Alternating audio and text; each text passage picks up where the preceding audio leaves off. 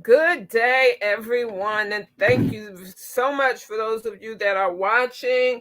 For those of you, I believe we're having an issue with Facebook this evening, but for those of you that are watching live on LinkedIn, thank you so much for tuning in.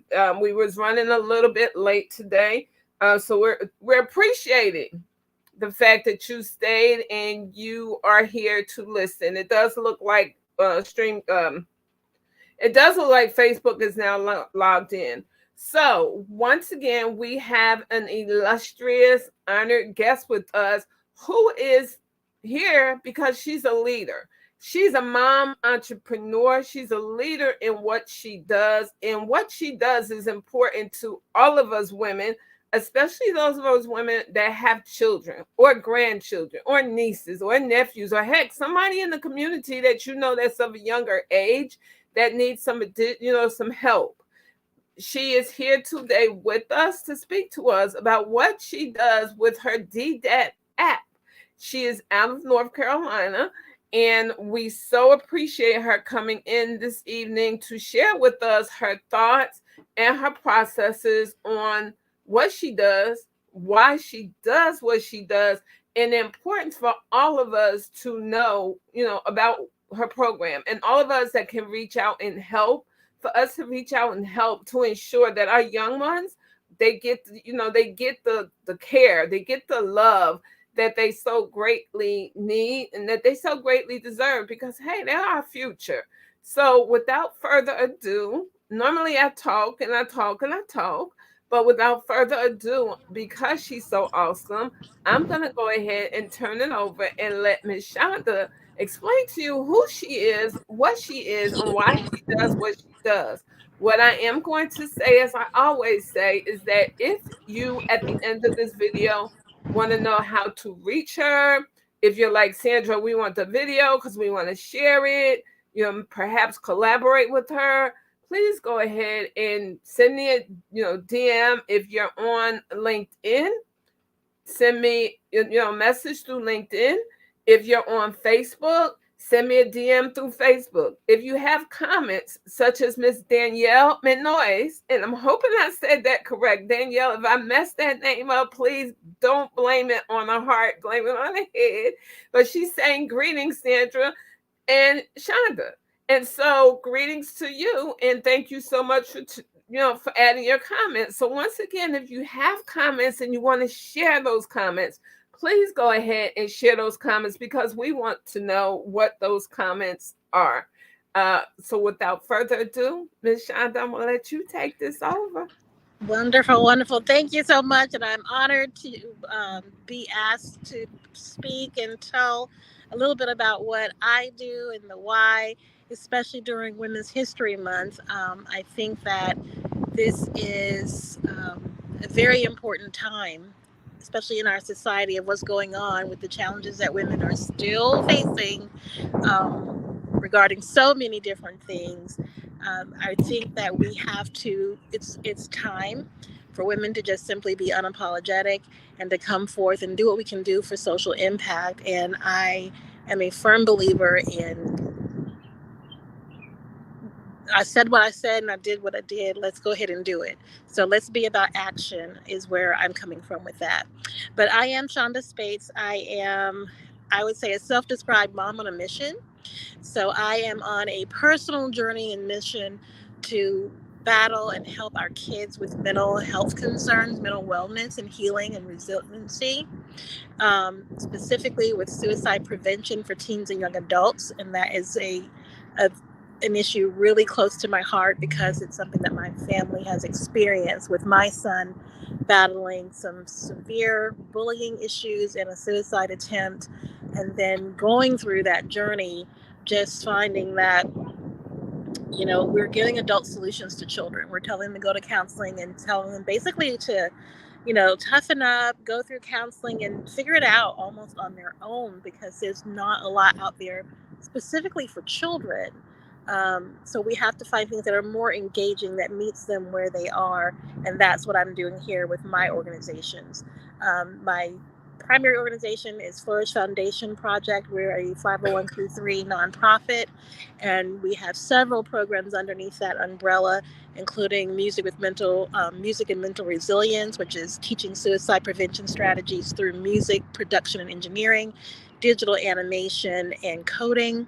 And we run all of that through our app called DDAAT-App. So that is what we're doing so that we can A, reach the children, and B, give them the tools resiliency that they need to help inspire mental wellness before crisis occurs, during crisis, and at that time in the event. And if we put it in their phones, which is where this app resides, I think that we can save a lot of children. So that's where my heart is, and that's what we're doing here as an organization. And I do have a question for you, Chanda. What was behind, let's hear about the story that was behind you creating this particular app. What was your thought process? The thought process is to just simply share this journey.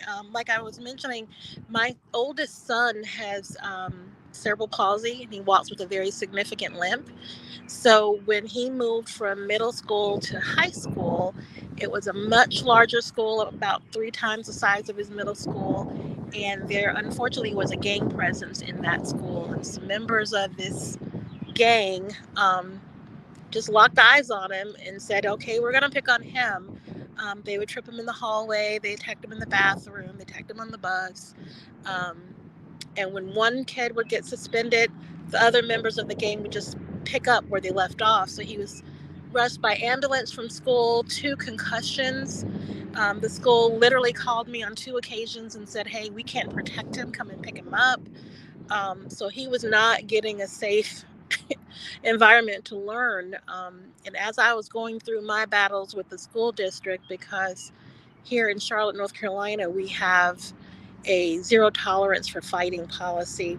And even though I understand that that policy is well intended, it is providing havoc on disabled children. So you've got a child with a disability, cerebral palsy, metal pins in his hips. He does not have the ability to run. He used to be in a wheelchair, then he went to a walker. Now he can walk on his own, but he has a very significant limp. So when he is attacked by 9-on-1 and one time 22-on-1 for bullies beating him up, he was suspended every single time right along with the bullies for 10 days, which is the mandatory penalty for being involved in a fight. Doesn't matter if it was self-defense. Doesn't matter if you physically can't leave that situation, which he could not. And one of the things that really, really was the catalyst of why I created this app is that when I went to an IEP meeting and was fighting the suspension, I'm like, he's being picked on because of his disability. Yet the school board or the school at that time said that's not a manifestation of his disability, which is bogus. It is. And what the then superintendent at that time was at our meeting, because at that point I was lawyered down. I had attorneys fighting this issue with us, and the superintendent at that time in our school, I said, what is he supposed to do? Because at this particular time he was being bullied on a bus. The bus was moving. He was being attacked by about 3 to 5 kids surrounding him. And I said, what is he supposed to do? He cannot leave. He's on a moving bus. And the superintendent at that time said at our meeting, the assistant superintendent at that time said in our meeting, well, he'd be better off jumping out of the back of the bus. And I said, excuse me, you're telling a disabled child with metal pins in his cerebral palsy to jump out of a moving bus? That's your answer? And she said, yes. And I have that recorded.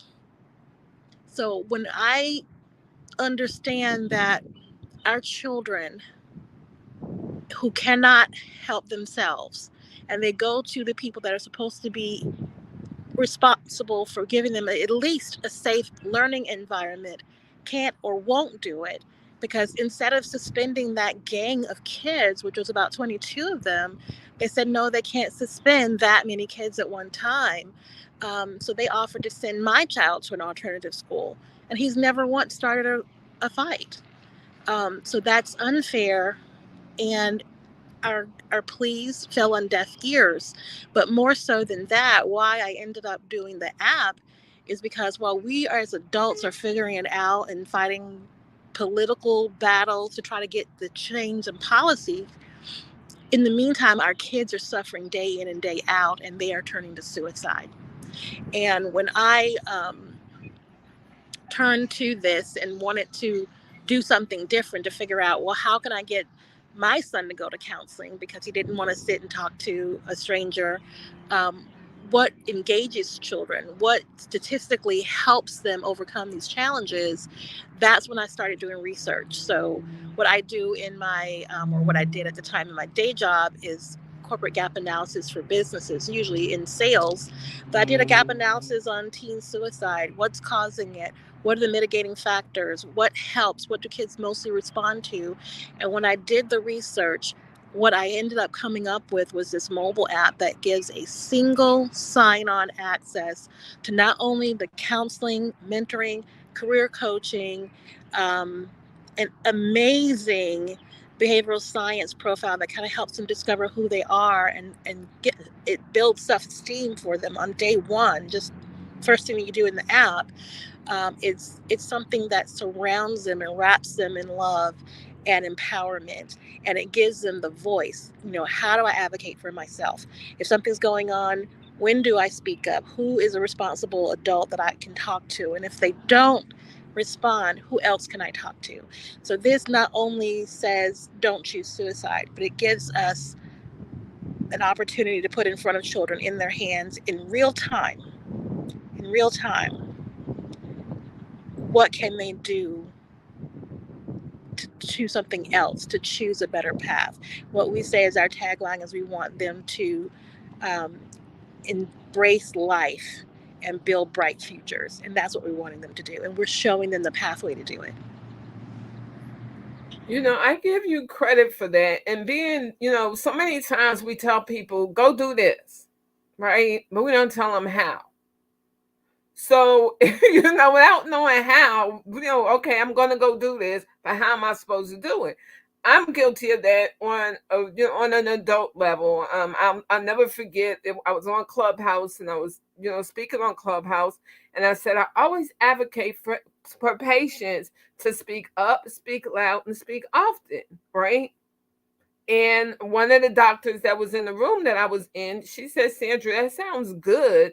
She said, but who's going to tell them what to say when they speak up? Who's going to tell them how to say it, right?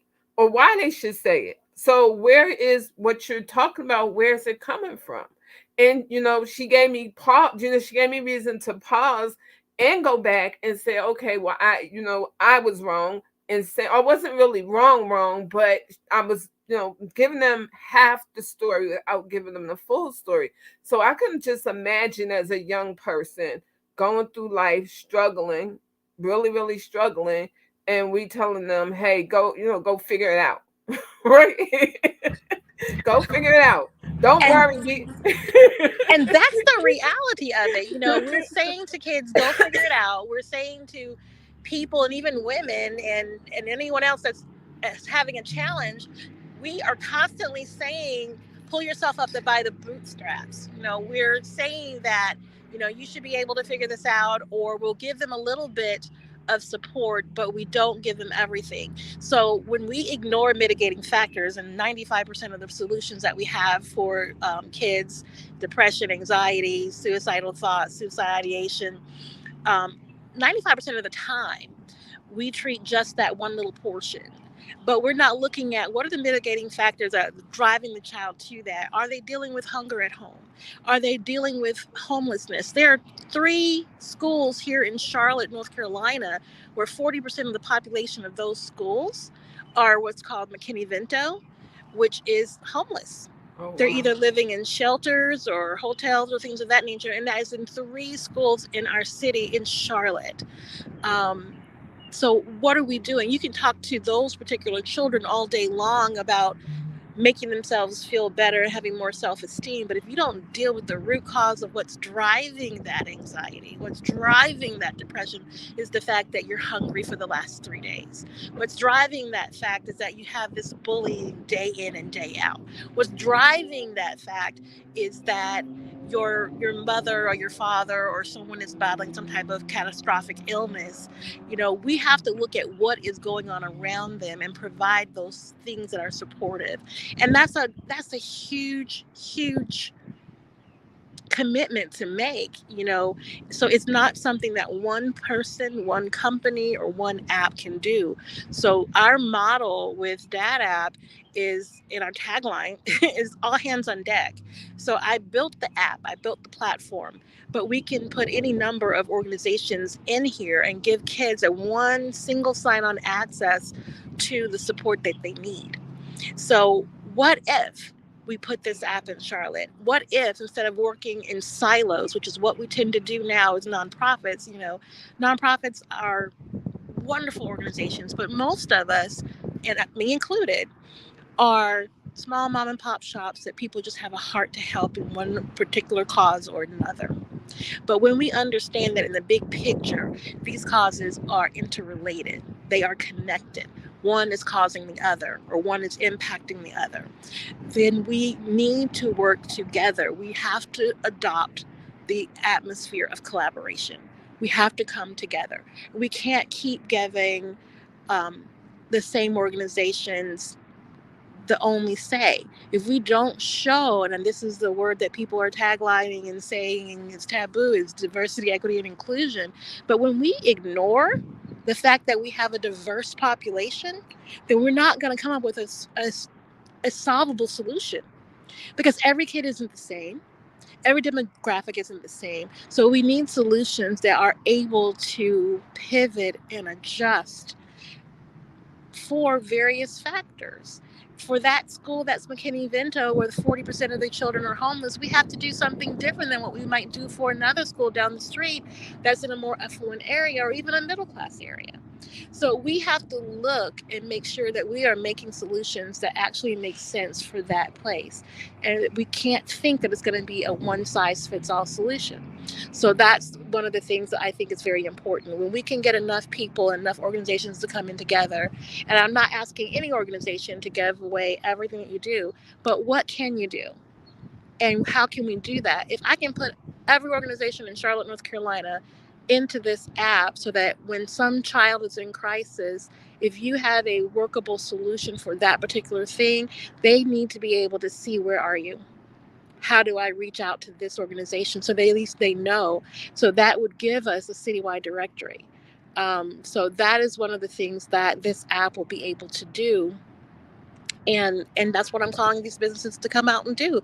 So far, I do have, I think it's about 80 organizations that have come in and said, yes, I want to be a part of it. So we can actually link kids to that resource. So if they are having a battle, if they are having an issue, they don't have to be in a silo. They don't have to be alone, and they can know where to go for help, and they can know how to ask for that help. They can know who is a responsible adult that I can talk to. And if I'm not getting the answer, what do I do then?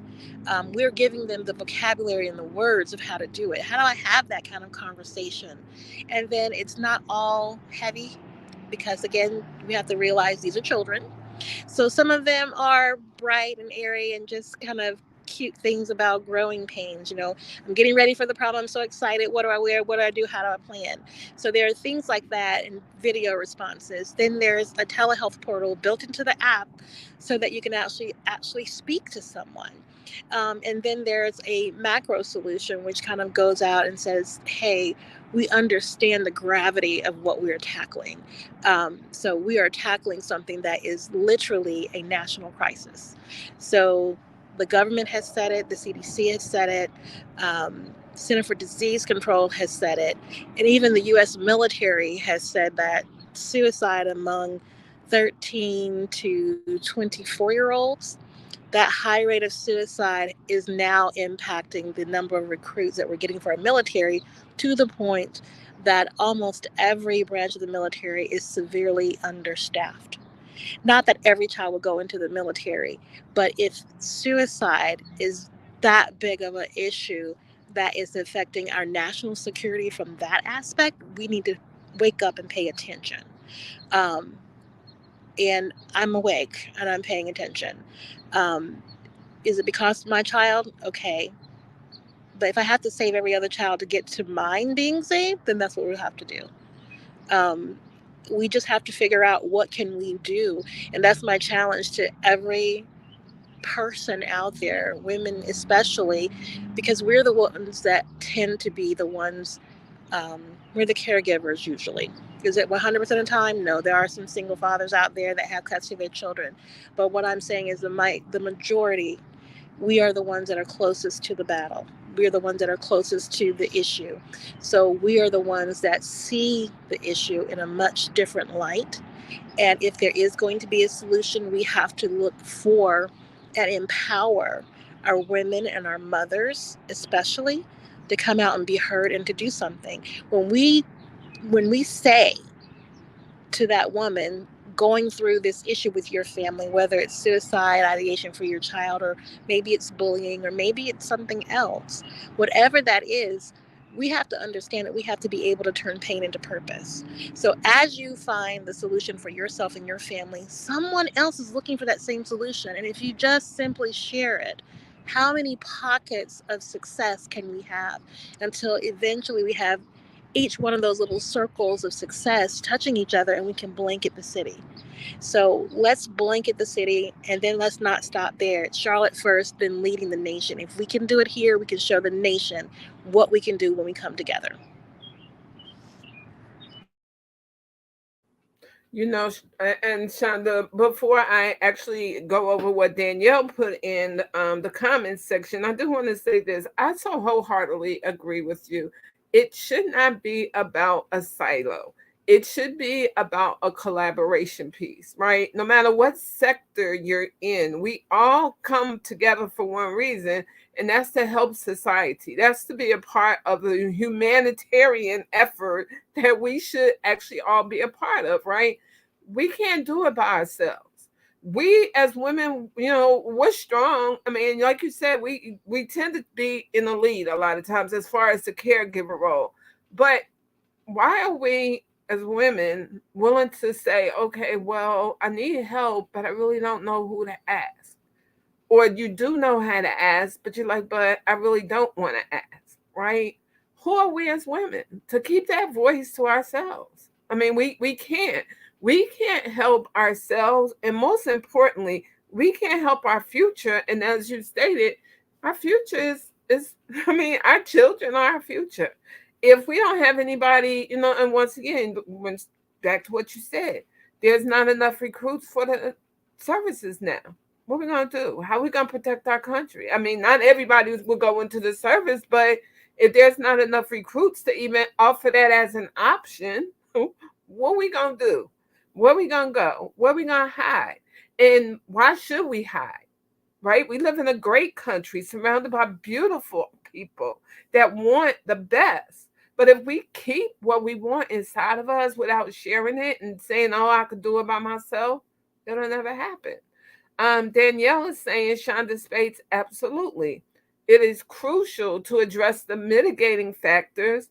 A multidisciplinary approach will be a better approach to uplift youth battling mental health. And Danielle, I have to agree with you. I have to agree with you, and I have to agree with what Chanda says. Is we have to come together, to decide, how do we what do we do for our children? What do we do for our young adults, right?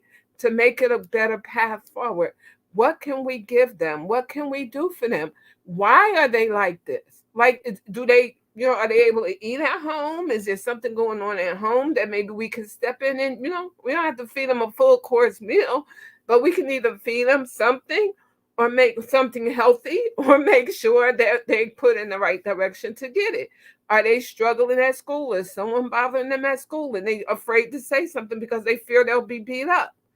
Well, give them a place to go. Give them an opportunity to say what's on their mind or what's on their chest. Or we're going to be right back to, I haven't heard this much this year, but last year we heard about all our, not all of them, But a large percentage of our youth killing themselves, suicide. They didn't think they could make it because nobody's talking, and it's, to them, right? But they're talking at them. And we have to start talking to our children. We have to start talking to our young adults so that they get they feel comfortable in not only, in their skin, and in their skin coming to address it with an adult that's there to help them. Bill Pankney is saying, great to be on the call to hear Chandra. I'm always great to hear her. I am so blessed right now to know that, what, if I have something on my mind, especially as it comes to mental health while I'm working with the clients in the communities that my nonprofit works in, that I can, ask her, hey Shonda, what do you think?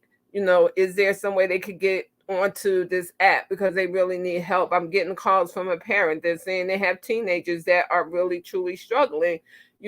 Is there a way that we can get them on the app? And I'm going to bring that back in a second.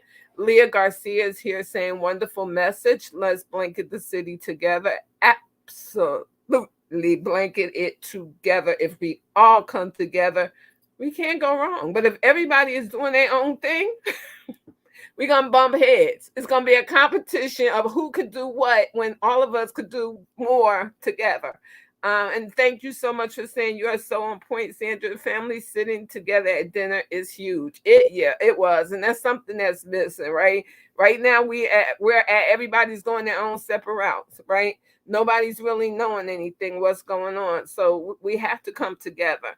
And then Jeffrey Morris adds, talking to the kids, teens, and young adults, not at them. Exactly. That is my point. We have to talk to them. We have to find a way to talk to them.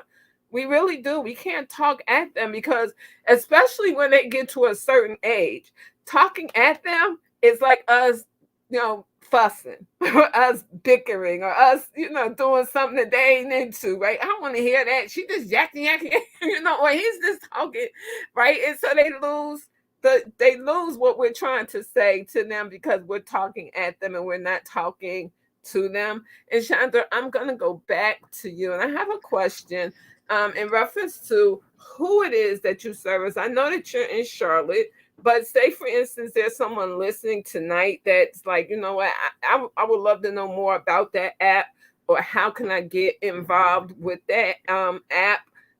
What is there a way for them to actually be able to get access to the app, or is it just for the young people that live in the Charlotte area? Well, with the app, we are actually pre-launch, so it is. I'm sorry, it is something that is coming out. Just a second. And so right now we have an after-school program at 2 locations here in Charlotte. So we are enrolling at one and ready to start at the other. Um, so that's where we are going for the air. Sorry, my little charger thing is not responding to me. But so they can get through with the app for that. But right now we have, I think it's 6 different counseling agencies that we are connected with. We have, which allows them to actually get involved in these programs where they can actually talk to someone. And going back to where we said talk to them, I would even challenge us to say that it's not even talking to them. What we are actually doing is having a conversation with them. We are empowering kids to be able to find their answers. Because again, it's one thing for someone to just tell you this is how you fix it, but we have to give them a thought process of how do you make more responsible decisions, or how do you problem solve. So even in our app, the videos that are made are use metacognitive thought therapy. So what they're doing is saying, this is the problem, this is the situation, this is what I considered, this is what I rolled out, this is what I did, this is what happened, and here's how I level set and reset it. So if we model that thought process, then what happens is children learn to solve problems on their own. And so many times, because we're so rushed, because we're doing more than one job, because we have over 51% of families and households are single parent households because of the divorce rate. We don't have a lot of time anymore like it used to be, 20, 30 years ago, where you had a two parent household. And then not only that, but you had grandparents. So there were so many people. It was truly a village raising children. And so many people were there to kind of help shape those decision paths. And we basically had guardrails and bumpers for children. Those bumpers are now removed. So what we have to do is try to figure out how in this new age, in this digital world, do we provide that for our children? Because the world has changed and it's not going back to the way it was. We have to accept that. So how do we give these kids these buffer zones and guide them so that we're not just telling kids what to do, follow instructions? Like one of the things I do with my kids or how I raise them is I reward them for doing things without being told. I want them to look at a situation and assess what needs to be done and to be able to take action on their own. So when we can instill that into our kids, when we can look at them and say, okay, there's one of the most amazing things, and I know Jeff Morris is on the call, who is the co-founder of Dream Smart Behavioral Solutions. These individuals heard what I was doing and said, how can we help? And they came through and integrated into our app their behavioral profile for kids. And it is literally the world's only of that matter. So just like when you go into corporate and you might do a Myers-Briggs or a this personality profile, we have something that's even better, but it goes in and it says to those kids, they take a short survey all in the app, and it tells them this is what you are, these are your strengths, this is your superpower. And then it tells them how to accommodate that. So if you're shy, there's nothing wrong with being shy, that's just who you are and how you're wired. But here are some things that you can do to show you where and when that shines, and what you can do when you need to do something else different because of the situation. So we are empowering kids to, first of all, know who they are, give them the verbiage and the vernacular to explain what they are thinking and feeling, and then giving them the understanding of what resources are available where they are and how to advocate for that for themselves. Now, that's an empowering piece. That means that if we can instill that in kids young, early on, what how many kids could we save? One of the things, I have a history of doing gap analysis for business. When I do a gap analysis of suicide, the national standard for suicide gives kids, or is a program, and I won't call the name, but it's three initials. But it's a program, and it's a great program. It tells you how to deal with something like that and what you can do to kind of say to this person just by asking a question, you know, are you considering suicide? What can you do? And help that person agree to not do that and to be able to to refer them to help and support. But that certification program is for anyone 16 and up. What do we do for the kids that are under? Because we have kids as young as 6 committing suicide. So what's happening is our issue is escalating and we're not responding in a timely enough manner and an age appropriate manner. So we with with DDAAT-App, we have solutions. There is a children's book series that puts it into the words and vernacular that even a 6-year-old can understand. Does it use the word suicide? No, but it talks about resilience and being strong and understanding that it's okay to speak out. We are talking to teens and middle schoolers with workshops and programs that say, when you're feeling this way, or when you recognize someone else might be feeling that way, what do you do? How do you speak to someone? Is there a responsible adult? And what can we allow them to understand how they can do that? I am tired, I'm going to say the word tired, of looking at the news when we have a mass school shooting or we have another suicide and they interview children, because that's when, for some reason, that's when the news and everybody wants to talk to them after the big event and crisis. And time again, someone says, oh, for the last week, the last month, or the last however many long, this person was reserved, they were withdrawn, they had these signs. The children are that first line of defense, but we're doing very little to empower that first line of defense because we're thinking that they're children. They're already dealing with it. We just have to give them the tools and the resources and the how to. And that's what this app does. It gives it to them in an age appropriate manner and in a engaging content of putting it in an app, putting it into music and song. We have what you can download right now on any streaming music is a song called Pain Talk. So it's on Spotify, it's on Apple Music, all that. But it's called Pain Talk. And the artist is listed as The Real Mike, all put together, no spaces. But this song, I don't know what we're going to call it yet, but when we go through and we're talking about suicide prevention strategies through music production engineering, we're teaching kids when you're thinking those suicidal thoughts, what do you do? Well, one of the strategies that therapists will teach them is to say a positive affirmation statement, to take that thought out of your head and to replace it with a different thought. So in this song that sounds like the music you hear, I mean, it's got bass, you can bump it like I clean the house to it. I tell you no lie. I'm loving this song. Um, but it's something that we can give to the kids. There were 1.7 million suicide attempts in 2023 last year, the highest number in recorded history. 24,000 suicide attempts on college campuses, and over a third of those were freshmen. Um, Even if we had every agency, every counseling agency at full capacity, we do not have enough counselors.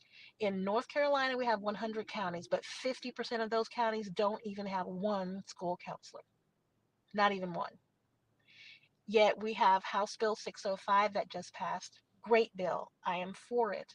But if we as parents and organizations don't come in and behind them and empower that crisis team that every school is going to get, it's not enough. You're telling me you're going to be giving basically one counselor and training a teacher to do as if we have not enough for teachers to do on the small salary that they have. We're telling them there's more that they need to do, but we're not giving them the resources of how to do it. And we're ignoring the fact that the people that see the red flags are the children, but we don't give them the words. We don't teach them that that is a red flag that you need to speak up and say something about. We don't empower them on how do you do that? How do you ask for help?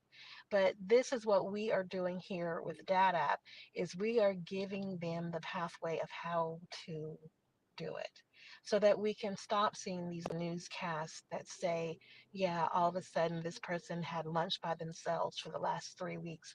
This person was, saying these type of threatening things. They were drawing pictures of them hurting themselves and no one said anything.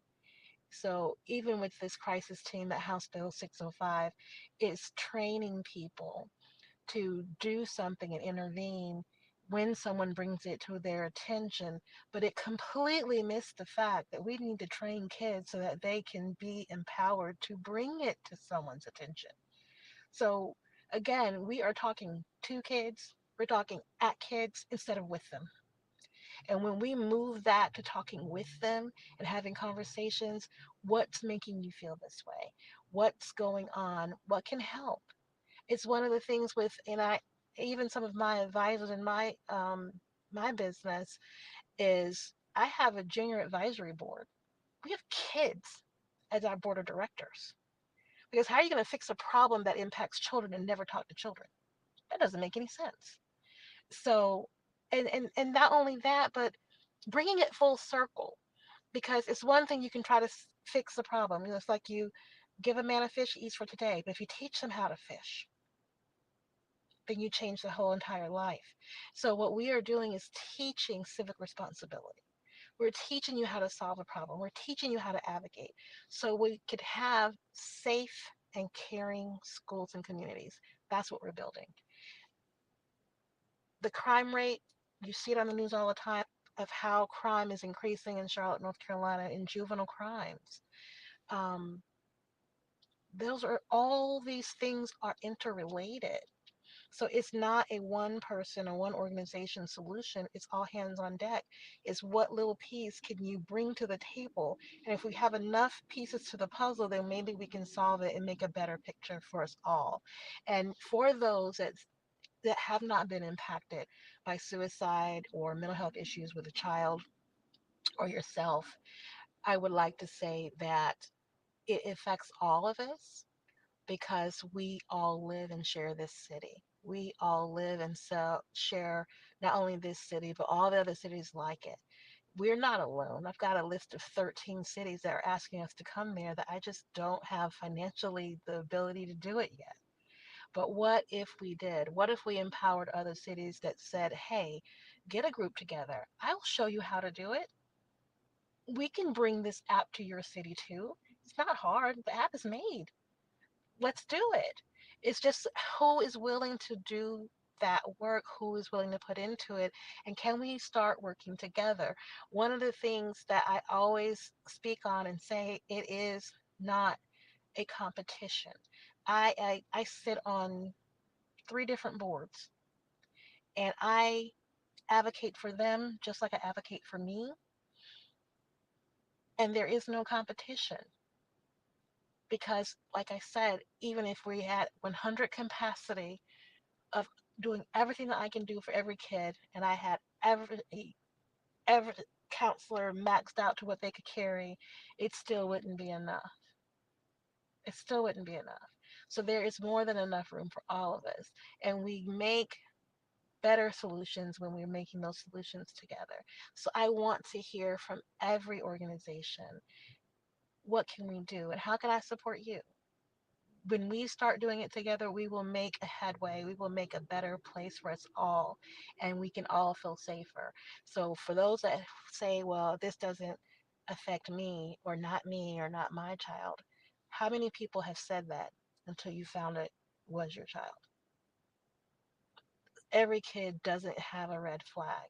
So, we have to do this proactively and preventively so that we can give them the resources for mental resilience before the crisis arrives. And Chandra, you are so correct. We have to proactively do this. We cannot continue to, I say this even about adult health.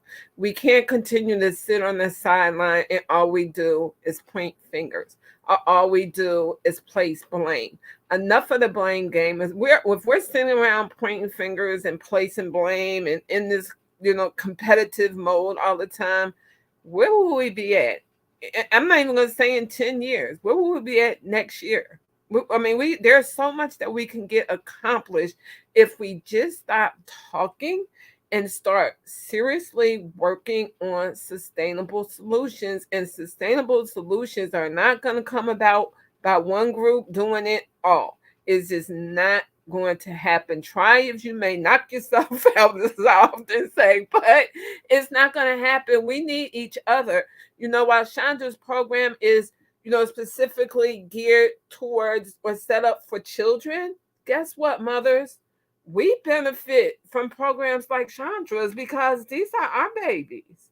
And once, like she just said, even if it's not your baby, somebody's baby, it like she just said, you know what? You don't. All kids don't show red signs. They don't have red flags up. They don't. You don't see symptoms. You don't see, or if you do, you act like you don't see them. They're there. Our community in Chandra, you're not the only one. I live in Chicago, Illinois. I live in the heart of the urban community. And this is the thing.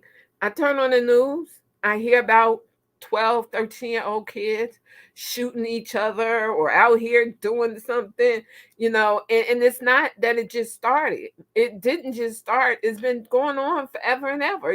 My son is in his, he's an adult now. But I remember him going to school. There was 10, 11-year-old kids in the auditorium having sex. That's a mental something going on, right? Because why are they doing that? Like, why are they doing that out where everybody can see them?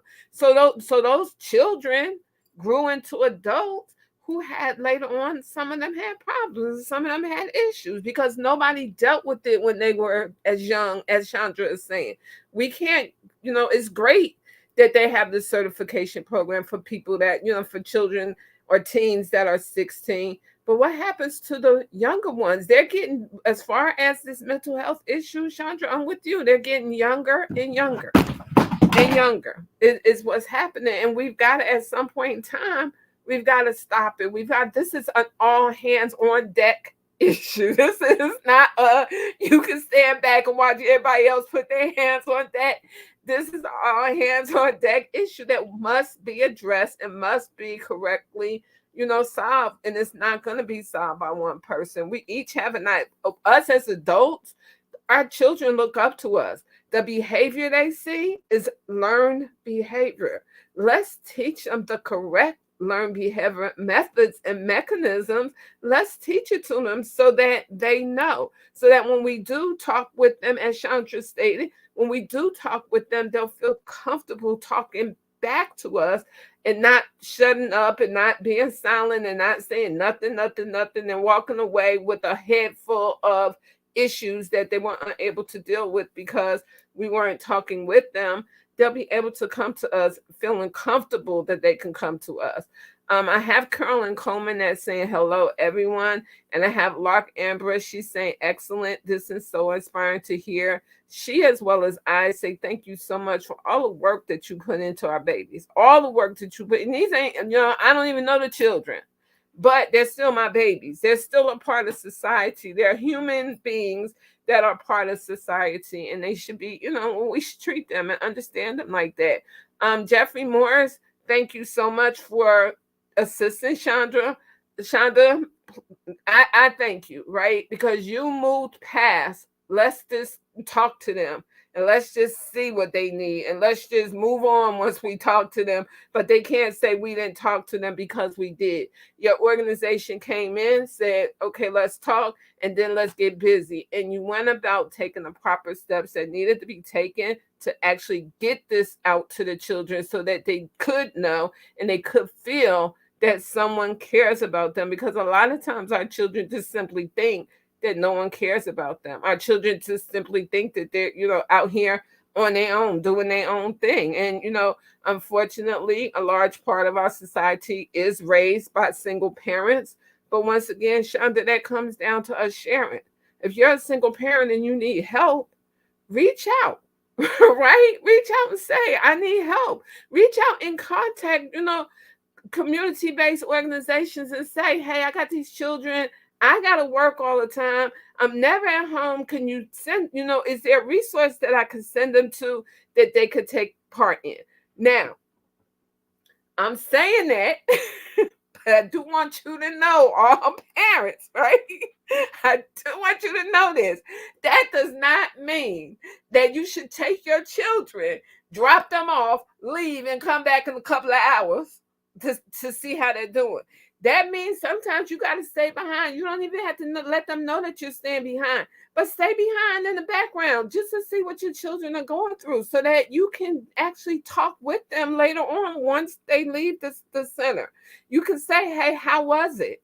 What did you learn? What did you do? Have these, these interactive conversations with your children so that not just with your children, your teens, your young adults. Have this conversation with them so that they know that you do care, so that they know you're not just saying you care or you're not just dropping them off because you need to go run somewhere, but you're actually giving them what they need, which is love and which is attention. And all of our young people need that. Leah, I do say this right. That's right, Sandra. Children learn through osmosis, most definitely. And most lessons are caught there are not taught. Exactly. Right, exactly.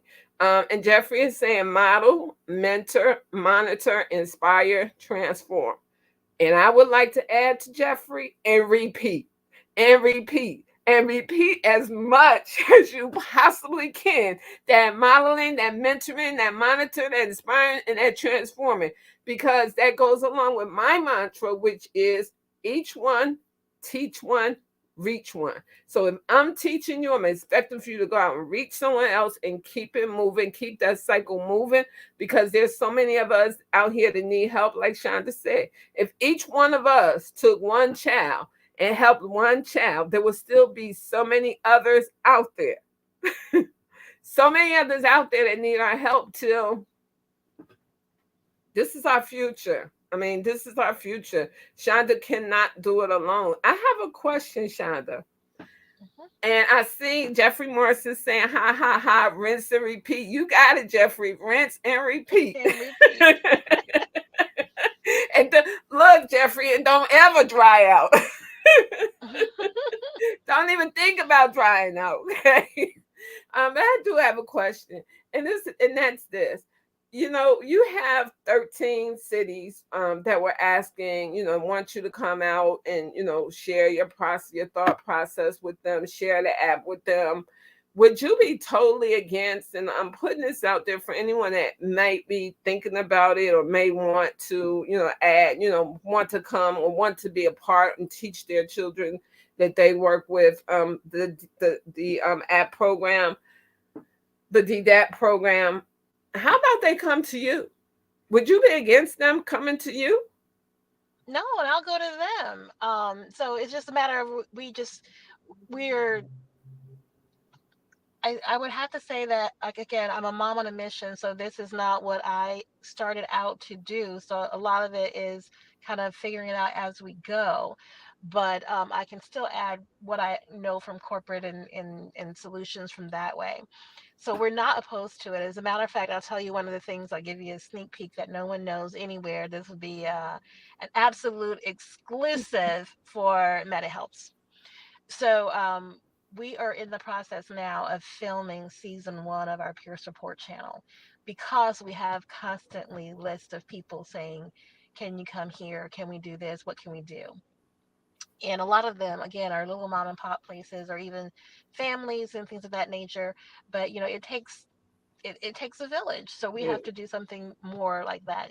If we have volunteers for grant writing, hey, that's one of the things that we would love to have.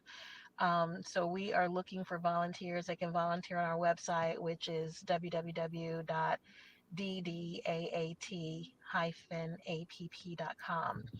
But what we're doing now is a peer support channel. So with the kids that we already have here in Charlotte, our North Lake location, they are learning these suicide prevention strategies. They're learning different skill sets. They're learning entrepreneurship, because there is a CDC study that says if we can get kids to a future focus, is what we call it. If we can get them on this future focus where they are actually getting them focused on building that career path for them, then we can reduce suicide ideation by up to 50%. So we're just simply giving them those skill sets. So we have trademarked what's called STEM Plus, so STEMM Plus. And that I'm sorry, that is STEM education, so science, technology, engineering, and math, plus music and plus. So plus everything else that we can throw Hmm. in there, plus social emotional learning, plus leadership skills, plus career readiness, plus financial literacy. What's their behavioral template or temperament for their finances? So what we can actually do is empower them to be able to change the whole trajectory of not only that child but that family, because we can put you on a path where you're learning something through STEM. So they're not just learning and putting things in a song, they're learning digital animation, they're learning how to do training modules, they're learning how to make websites, they're learning how to build the basics of a business. They're learning how to make logos. So when they leave, not only are they empowered to help other people with the mental health concerns, but they're gaining career ready skills that they can apply immediately. And as they go through that, it's another thing, again, going back to gap analysis, is a lot of programs do something through one thing. It's through STEM or it's through coding, and it's just one thing. Well, a 12-year-old may not know what they want to do yet. And you're asking them to make a career decision too early. So what we do is explore. We're going to introduce you to a lot of things. And then you can decide where you fit and create that path for you. So we are showing you all of the options and letting you make the pathway so you can build whatever that road looks like for you, and you can learn how to make the right decisions in the process. But not only that, because it's a peer support, we are building in that civic responsibility so it becomes full circle, so that as you become an adult, you are learning to do the same thing. So again, those pockets of impact start to pepper our city and pepper the map and pepper our country until all the dots connect. We need other organizations, other parents, other mental health agencies. We need volunteers. We need grant writers. Come in and help us pepper the entire map so that we can cover our kids, so we can cover our nation, because this is what's needed. Again, it's all hands on deck. It takes a village. I think Charlotte is that village. I think if we can do it here, we can do it anywhere. So let us be, because we're already here, let us be the town that is the example for everybody else. And if we can't do it here, anybody out there listening, wherever you are, if we can bring it to you and you have the backing behind you, or you have enough parents and volunteers, then let's do it, because we can't wait another day. We can't wait another year. Every single year, that suicide rate has gone up. In 2022, it was 49,000. In 2023, it was 51,000 suicides in that year, and 1.3 million attempts in 2022, 1.7 million attempts in 2023, and 2024 is on that same trajectory to increase. We don't have enough time to sit and wait. No, time is of the essence. And so with that being said, and I'm not gonna hold you long because I know that you're outside. And I just have one final question. With that being said, for those of us that live outside the Charlotte area who could serve as mentors for the young children that you're working with, or for the teens you're working with, like you could say, just like telehealth, but here's teleadvocacy. Are you open to having like a teleadvocacy type of situation set up so that those children that need help but aren't able to, you're not able to service them and you don't want to turn them away, you want to be able to help them? Are people that live outside of the Charlotte area, are they welcome to actually say, hey, I volunteer to serve as an off-site volunteer to help your children? Is that a possibility? We could do that, absolutely. So, again, all hands on deck. If they are counselors, then we actually do have different requirements based on federal regulations. Okay. So, counselors have to actually be licensed in the state where the child resides. Okay. But that is why we are continuing to grow. Our goal, and I'm very confident that we will get there. It's just a matter, do we get there today, or do we get there tomorrow? I think she's actually lost. We're gonna give her a second. If she's not able to come back, and you have any information, or need, I don't know if you have any information on how we can continue to ensure that her program gets funding. If you want to make a donation to her, if you just want to speak to Shonda, just to, give her some insight, to show her some love here during this International Women's History Month. As you can see, and as you heard, she's making history. She's a woman, she's a mom, she's, awesome in what she does. And so if for any reason, you want to outreach her, she's on LinkedIn. You actually guys all have I'm going to say my email address. I'm on LinkedIn as well. I stay in contact with Shonda. I will make sure that she actually does receive your message so that she knows that you're willing to help and that you have something that you can help her with. Please, by all means, reach out. I did see Carolyn Coleman on, and Carolyn Coleman, good evening to you as well. I believe I now have Shonda back on audio only, so I'm going to let her go ahead and say her last comments. But once again, please feel free to reach out.